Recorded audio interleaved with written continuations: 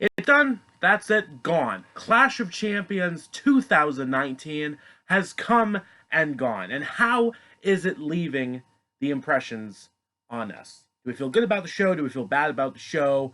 Was it great? What did it suck? Well, everyone can have their own opinions, but let's get into it. It's time for some results and review, baby. Talk Apollo talk. How's everybody doing? Apollo here from Down Down Up Up. We are here to evaluate WWE's most recent pay-per-view, Clash of Champions. How did I think about the show? Personally, I thought it was okay for a B show. Some things definitely needed to happen that happened. Others didn't. And I don't think anyone's really going to be complaining about this show down the line. It wasn't a total fiasco like a Backlash 2018. It was okay.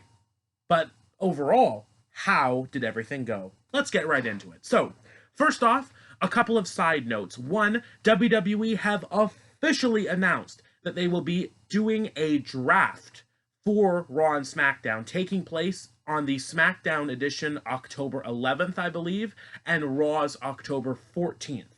So, it'll be the second week, I believe, of the SmackDown debuting on Fox. So, get used to the feeling. You're going right into a draft. I know this was heavily rumored in the past 2 to 3 months. Just outright, they've announced it. It's happening. Let's see what happens when we get to that point. Hopefully it'll be fun. Maybe I'll do videos for that if I really feel like it.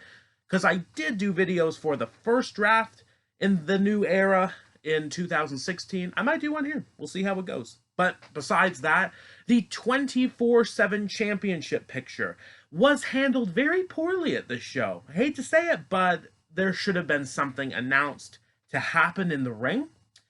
And there should have at least been title changes, especially on this show, which surprisingly saw only 2 title changes. I believe I'm correct with that, but we'll get into those later. Spoiler, R-Truth did not lose the championship. He did, however, throughout the night, interview Alexa Bliss, and by throughout the night, I mean once. Alexa Bliss was mad that R-Truth put the boom mic right in her face, and she called out everybody to come get him for the title. Few people ran past, and then later during the Women's Tag Team Championship match, R-Truth and the gang showed up. Funny enough, Bliss tried to roll up Truth to win the title, but Truth kicked out, and then they kept running out during the match, and that was it. We did not see anything else throughout the night. I didn't see anything else pop up on YouTube throughout the night or social media, so I assume that means R-Truth just survived the night. Poor choices. Should have done something better with the title. That is an instant complaint. But now on to the real part of the show. First off, the kickoff show. I was expecting the Cruiserweight Championship match to be on the kickoff, but I was very surprised the United States Championship match was announced for the kickoff. So, AJ Styles on a kickoff show. Huh. Wow. Feels weird, but when you look at the match, you can understand why. So I am not going to give immediate criticism for that. Surprisingly enough. Let's get into it. Kicking off the kickoff show was indeed the Cruiserweight Championship match. Drew Gulak defending against Humberto Carrillo and Lince Dorado, who I am quite the fan of. And the match was pretty much what everyone expected it to be, at least from who I heard. Most of the pre-show and fans. Humberto Carrillo, in the end, hit his finisher, that spinning corkscrew moonsault. Gulak threw him out of the ring while Lince was still down from it, and Gulak went for a very weird roll-up German suplex pin and won. Retained the title. No complaints about that. The match overall was actually pretty good. There were some good spots, some close falls, close counters. Drew Gulak did it. That's the whole point. Gulak retains the Cruiserweight Championship. I'm a bit surprised Tony Nese did not show up for any kind of interference play, but he didn't. So moving on. United States Championship match was second. AJ Styles defending against Cedric Alexander. This match was handled in a very strange fashion. This was a hometown match for Cedric Alexander. And what did we do to him? We did the old method. completely destroyed him. AJ, within the first couple of minutes of the match, hit a Styles Clash on the floor outside of the ring. He pulls Cedric back in the ring, goes for the pin, but pulls Cedric's body up before the referee can count 3 and begins to work on him. Cedric gets a bit of offense throughout the match, but in the end, it was a phenomenal forearm, a second Styles Clash. AJ Styles retains the United States Championship. No surprise there, but then the club come out after the match instead of interfering during to try to make Cedric look strong. They come out after and they all beat him up. Nobody comes out to help Cedric, not the Viking Raiders, nobody. Cedric completely gets buried in his hometown. Poor Cedric, but you know what? I was expecting AJ to win anyway. I just didn't think Cedric would be put down this much. If there were any doubts about him maybe being the Cruiserweight Champion, excuse me, the United States Champion, no, didn't happen. Didn't happen. But now, let's talk about a better part of the show. What kicked off the main show? The Raw Tag Team Championship match. Seth Rollins and Braun Strowman, who later competed for the Universal Championship, defended against the team of Rudolph. Not the reindeer, but Bobby Roode and Dolph Ziggler. It was a fun match, and it did exactly what it needed to do. Strowman accidentally pushes Roode into Rollins, gets not really throws out. Strowman rushes at Ziggler. Ziggler holds the ropes down and Braun falls out. And a glorious DDT later. 1, 2, 3. Roode pins the Universal Champion and wins the tag team titles for his team. That was handled great. I'm so glad they didn't throw out Ziggler and Roode. They work well together. They're both great on the mic. And this is sort of a revitalization for both of them at this point. Very happy to see that change be done. Later, Strowman and Rollins did not hit each other after the match or anything. They were just both disappointed with each other and whined a little bit backstage throughout the rest of the night. But Rudolph, the new tag team champions of Raw. Very pleased about that. And moving on to another good thing, it was time for Bayley Charlotte. This was funny. And for so many reasons why. A lot of people might look at this match and just see it as a joke and complain. I'm looking at it from a different perspective. Because here is what it was. Charlotte was hitting boots like crazy, really trying to win the title in the first 2-3 minutes of the match. But I swear, maybe only 5 minutes or less throughout, the referee is pulling Charlotte off of Bayley in the corner. Bayley apparently undoes one of the turnbuckle pads and throws Charlotte headfirst into it and pins her. That was the real highlight of the night so far, besides the Raw tag title change. Bayley beats Charlotte in such a ridiculous heel fashion, but I absolutely love it. There's no way that Charlotte was going to leave with that championship there, even though it, again, was sort of her hometown, Charlotte. So, nope, not going to happen. Bayley is still the SmackDown Women's Champion. Really enjoyed the result of that match. If anyone is going to lose like that, Charlotte losing like that is probably the best option and get the most love online. That's just my opinion. I was so pleased to see her finally lose in a hilarious fashion like that. Bayley keeping the championship makes the most sense right now. Moving on. All right, moving on to match 5, the SmackDown Tag Team title match. And I was a little bit unconfident picking my winner for this match, but in the end, it turned out to be the wise choice. It was the New Day defending against the Revival. Immediately, the Revival working on the injured body parts of the New Day. I believe Big E's shoulder and Xavier Woods' leg. E gets hit with a shatter machine outside of the ring, keeps him down for the rest of the match. Woods tries in vain, but gets hit with a shatter machine. But then the Revival are going into slow-mo. They don't go for a pin. They're deciding to work on the leg of Woods. Dawson puts in his leg submission that he used to use frequently in NXT, and after a bit of convincing myself this wouldn't be the finish, it was the finish! Woods actually submitted. I think this is the first time I've ever seen New Day lose a tag team championship by submission. It was just so lackluster for the New Day, but it made the Revival look like the top guys that they are. And afterward, they cut a promo about, revitalizing the tag division. Look, we beat these jokes. We're the champs now. It was simple, but it was good. The Revival winning the titles, in my opinion, was the right way to go. It makes the WWE Championship match later look more interesting, even though we'll get to that. But this was handled very well. Sorry, Woods, but the Revival, They've done the Triple Crown. NXT Tag Team Champions twice, Raw Tag Team Champions, SmackDown Tag Team Champions. Well done. Well done. Moving on. Next up, if you haven't had enough tag team action at this point, Women's Tag Team Championships. Now, this is where I'll admit I definitely went for the all-out ridiculous pick. But because of what transpired in the match, I really thought I had this cold. Because with Truth interfering and the whole 24/7 championship crew interfering, I figured, oh, wait a minute, can Mandy and Sonya just take advantage of this quick and win? Not quite. They had control of the match. I believe they hit their tag finisher, but there was a breakup from it. And then Nikki Cross hit the Purge again on Mandy Rose to win and retain the championships. Don't have a problem with this, obviously. I just thought Mandy and Sonya might take it. I thought it would be kind of a good swerve for the night, and the WWE would just do 50-50 booking from SmackDown's Nikki win over Mandy. But they did the same thing here again. That's it. Done. Hopefully we have a decent set of contenders next time for Alexa Bliss and Nikki Cross, because I feel like they've beat the entire tag division at this point, one way or another. We need tag teams to return or reform or however you want to do it. Could be the Riot Squad reuniting. It could be Nia Jax and Tamina coming back. What happened to them, by the way? They've completely disappeared. Or something else that's just a bit more interesting. But I didn't have a problem with it on pay-per-view. It's done. Moving on. And then, this is what swerved me, because here's the thing. Next up was the IC title match. I picked The Miz here on the glorious platform known as YouTube. But the same day of the pay-per-view, I was reading an article online. Miz planning to take time off for new season of Miz and Mrs. Apparently season 3 will be in the works.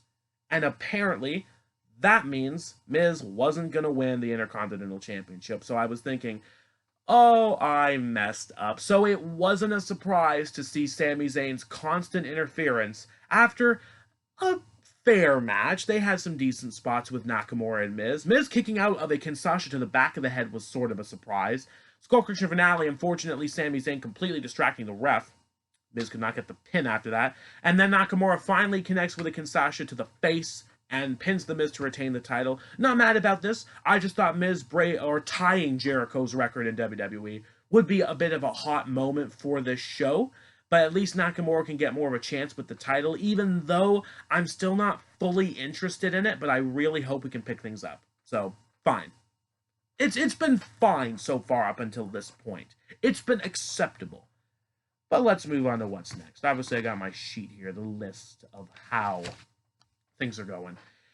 It was time for the Raw Women's Championship match, and here is the part of the show where, what can I say? Ha ha ha, I called it. I called it. I told you Sasha Banks was not winning that championship at Clash of Champions, but I told you she was at least going to win the match, and that's exactly what happened. After a fair match with some decent submission spots, the steel chair was brought in to the match. Sasha Banks trying to get cheap shots with the chair, and I believe did get one while the referee missed out, but then Becky Lynch goes for a chair shot, misses Sasha, and hits the referee. They brawl all over the arena, coming back until finally the referees separate them, and the announcement was made. Becky Lynch was disqualified. Sasha Banks gets the win, but not the title. This is more of a moment for me. If you all found it very unclimactic, I can understand, but this was more for me. I did not feel the moment was going to happen. I didn't feel that Sasha Banks was going to win the championship at the show. I'm not saying she can't, because maybe they go to Hell in the Cell. In the cell, possibly. But I didn't feel it at the show. I'm happy about this. I like Sasha's win, and I like that Becky is still the champion. Moving on, this was for me. Now, I don't want to say it. I really don't want to say it. Probably the lackluster point of the night. I don't want to say it. But I think I'm going to have to say it. Kofi Kingston, Randy Orton, WWE Championship match was very dull. Very dull. Hate to say it. And there were some reasons to this. SummerSlam was a major disappointment. The double counter did not help anything, especially because both men did not treat the result as it should have been. They made it sound like Kofi Kingston got disqualified or something, or took the easy way out. That's not true. Randy, at SummerSlam, you were the one holding Kofi Kingston down on the floor in front of his family and got counted out with him. You complete dunce. So we get to this pay-per-view without any stipulation, and probably the longest match of the night, but it just didn't work. It was dull. The spots coming were just a breath of fresh air besides rest holds and waiting. Orton got an RKO, Kofi got the foot in the rope. Orton went for the punt kick, Kofi moved out of the way. A little bit of a flip around later, Trouble in Paradise, 1, 2, 3. Kofi Kingston keeps the WWE Championship. Not surprised by that. That's the result I was expecting. But if this feud continues, you better find some way to make it look better than that, because oh, they really just ruined this. SummerSlam was a flop. Orton using the stupid phrase over and over again made it sound so old. This was handled poorly. Kofi Kingston just hasn't been able to have a top-tier championship match on pay-per-view, I feel, since Dolph Ziggler in the Steel Cage match. That was good to me. The rest after, not feeling it. Not feeling it. I'm starting to think that we need Kofi in a serious feud that won't dull us out, or we need a new champion. Maybe time has run out. We'll see what happens next, but Kofi kept the championship. That'll do it. But, let's talk about the next match. Oh, the bold prediction that paid off. Eric Rowan, Roman Reigns. A match that for some reason a lot of people started believing would main event the show. I wouldn't go that far. I didn't really fully believe that. It was second last. No disqualification. I'm not really going to talk much about the match because it was what it was. Just when Roman Reigns looked like he was going to get the advantage. Ladies and gentlemen. Harper. Luke Harper returned at Clash of Champions. Hit Roman with a boot and helped Eric Rowan pin Roman Reigns. Oh, you will not believe the relief in my soul when Harper showed up. I have missed this man. He is one of the greatest side characters that could have been turned into so much more. I love him on Up, Up, Down, Down, playing Gang Beasts. And I love him hanging out with his buddy Rowan. Oh my gosh, we all missed him, and everyone was happy to see him. Welcome back chant started once he came back, and the realization set in that yes, Rowan's winning. And Daniel Bryan did not show up. So what does that mean? What does that mean? Does that mean that at Hell in a Cell, it's going to be Bryan and Reigns versus the Bludgeon Brothers? Or does Daniel Bryan pretend to turn face, but turn out to be the puppet master of Harper and Rowan? Oh my gosh, think about that. Think about it. Like Daniel Bryan shows up maybe on the next SmackDown or two, coming back doing the yeses, loving the people again, but at Hell in a Cell completely turns on Reigns and rejoins his Wyatt family brethren, because I will call it, Bryan was a former member of the Wyatts. He knows these guys better than anyone, and I would love to see what they do with this, because think about it, what if Bryan gets back in the world title scene, takes the WWE title back, and the Bludgeon Brothers get the SmackDown tag titles? Oh, there's just potential. There's potential for everything now that Harper has come back. I'm a happy camper. That was the highlight of the show. But let's close it. It's time to talk about the Universal Championship match. Braun, Seth. That was a good main event. I'll give credit. Those two had a great match. Table spots on the outside were great. Strowman could not get a single power slam on Seth, so really protecting that move in this case. But here's the funny thing.